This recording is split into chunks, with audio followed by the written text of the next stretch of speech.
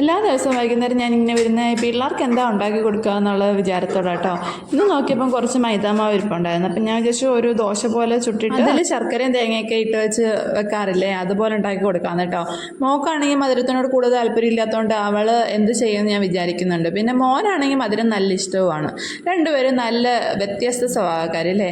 അപ്പം ഞാൻ ആവശ്യത്തിന് മാവൊക്കെ എടുത്തിട്ട് അതിനകത്ത് കുറച്ച് വെള്ളം ഒഴിച്ച് നല്ലപോലെ ഒന്ന് കലക്കി എടുക്കുന്നുണ്ട്. പിന്നെ ഇത്രയും പാടില്ല, ആ മിക്സി എടുത്തിട്ട് ആ ജാറിനകത്തോട്ടിട്ടൊന്ന് കലക്കി എടുക്കുന്നതിന്. പക്ഷേ എനിക്ക് മടി, കാരണം എന്താ, മിക്സി എടുക്കണം, പിന്നെ ജാർ എടുക്കണം, അത് കഴുകണം, അത് നല്ല പണിയായതുകൊണ്ട് നമ്മുടെ കൈ തന്നെ ഒരു മിക്സി ആയിട്ട് അങ്ങ് പ്രവർത്തിക്കാമെന്ന് വിചാരിച്ച് ഞാൻ ഇട്ട് കലക്കുന്നുണ്ട് കേട്ടോ, നല്ല വൃത്തിക്ക്. പിന്നെ മിക്സിയുടെ പ്രവർത്തനം പോലെ നല്ല സ്മൂത്ത് ആക്കാൻ പറ്റിയില്ലെങ്കിൽ കട്ടയൊന്നുമില്ലാതെ ഞാൻ ശരിയാക്കി എടുത്തിട്ടുണ്ട് കേട്ടോ മാവ്.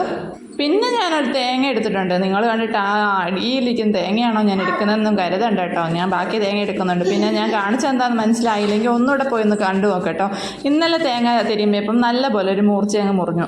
അതാണ് കേട്ടോ ഞാൻ കാണിച്ചത്. അതാണെങ്കിലോ എല്ലായിടത്തും പോയി തടയുന്നുണ്ട്. പിന്നെ ആരോട് പറയും, നമ്മൾ ചെയ്യേണ്ട നമ്മൾ തന്നെ ചെയ്യണമല്ലോ. അപ്പോൾ അതാണ് ഞാൻ ശർക്കരയൊക്കെ ഇട്ടിട്ട് ആ തേങ്ങ നല്ലപോലെ തിരുമ്മി എടുക്കുന്നുണ്ട്. ഇടയ്ക്കിടയ്ക്ക് വരുന്ന ബാക്ക്ഗ്രൗണ്ട് മ്യൂസിക് ഞാൻ പതിവ് പറയുന്ന പോലെ തന്നെ നിങ്ങൾ ശ്രദ്ധിക്കല്ലേ ഗൈസ്. ഞാൻ കുറേ മിണ്ടായിരിക്കുന്നു പറഞ്ഞിട്ട് ഒരു കാര്യമില്ല കേട്ടോ. അവർ കിടന്ന് ബഹളം വെച്ചുകൊണ്ടേ ഇരിക്കുന്നുണ്ട്. അപ്പം ഞാൻ നൈസായിട്ട് ദോശയൊക്കെ ചുട്ടെടുക്കുന്നുണ്ട് കേട്ടോ. പിന്നെ എൻ്റെ ദോശയ്ക്കകത്ത് വിള്ളലൊന്നും ആരും ശ്രദ്ധിക്കണം കേട്ടോ. ഞാൻ നല്ല കോൺക്രീറ്റ് ഇട്ട് അത് അടച്ചു വെച്ചിട്ടുണ്ട് കേട്ടോ. ഇനി നമുക്ക് അതിനകത്തോട്ട് കുറച്ച് നെയ്യൊക്കെ തേച്ച് കൊടുത്തിട്ട് ആ ശർക്കരയും തേങ്ങയുടെ യോജിപ്പിച്ചത് ഇവിടെ ഇട്ട് കൊടുക്കുക കേട്ടോ. അതിനിടയിൽ ഇത് പിള്ളേർ നല്ല തകർപ്പാണ്, എൻ്റെ ട്രൈപോഡൊക്കെ വലിച്ച് പൊട്ടിക്കാനൊക്കെ നോക്കുന്നുണ്ടായിരുന്നു കേട്ടോ. പിന്നെ എന്തായാലും എനിക്ക് വീഡിയോ എടുത്ത് തുടങ്ങിയോണ്ട് എന്തായാലും ഫിനിഷ് ആക്കണമല്ലോ. അപ്പം ഞാൻ ഒരു രീതിയിൽ അങ്ങനെ ആക്കി അഡ്ജസ്റ്റ് ചെയ്തൊക്കെ എടുത്തേക്കുന്നത്. അതുകൊണ്ട് ഇടയ്ക്കിടയ്ക്ക് ഒരു ചാഞ്ചാട്ടമൊക്കെ ഉള്ളത് കേട്ടോ എൻ്റെ വീഡിയോയ്ക്കകത്ത്. അപ്പം ഞാൻ ശർക്കരയും തേങ്ങയൊക്കെ ഇട്ട് കൊടുത്തിട്ട് ഒന്ന് മടക്കി എടുക്കുന്നുണ്ട്. പിന്നെ എനിക്കുണ്ടായ വലിയൊരു ടാസ്ക് ഇതിനകത്തുനിന്ന് അതിനകത്തുനിന്ന് ആ ദോശ ഒന്ന് തിരിച്ച് ഇങ്ങോട്ട് ഇടുക എന്നുള്ളത് കേട്ടോ. ഞാൻ 2-3 പ്രാവശ്യം തേക്കൊക്കെ എടുത്ത് കഴിഞ്ഞിട്ട് പിന്നെ എനിക്കൊന്ന് സക്സസ് ആക്കി കിട്ടിയത്.